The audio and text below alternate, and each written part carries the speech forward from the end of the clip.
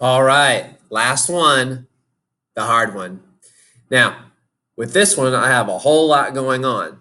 So you might be thinking, oh, okay, I quit, but don't. All right, clear eyes, strong wills, can't lose. So if I'm looking at this problem right here, the first thing I want to do is handle this -2 right here. And what am I going to do with that -2? Rhymes with distribute. That's right, distribute. I'm going to distribute this -2 to both terms inside parentheses. Now watch that sign because it's a negative, all right? So I'm going to go ahead, drop down my 5n plus 34. Now -2 times a +1 is a -2, and a -2 times a -7n is a +14n. Well, look at that.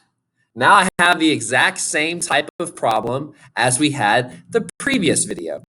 So what do?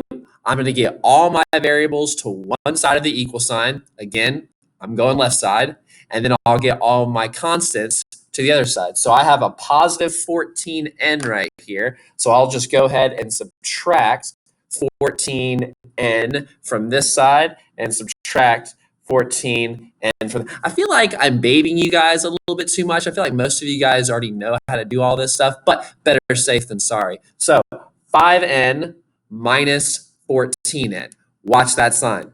We're going to have -9n left right there. And you know what? While I'm at it, since my whiteboard is super tiny, I think I'll go ahead and move my constants at the same time too. Since I want my variables on the left side, I want my constants to the right side. Well, -2 is already on the right side. It's fine. How about the +34 though? Well, if I'm going to move that, I need to do the opposite. The inverse operation would be -34 minus 34, okay? So -2, lose 34 more.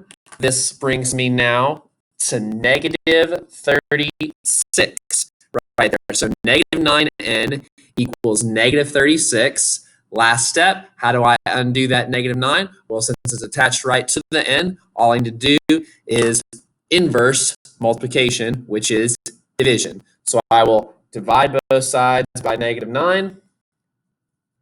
Negative divided by negative is a positive. So that means n equals +4. Good job, guys.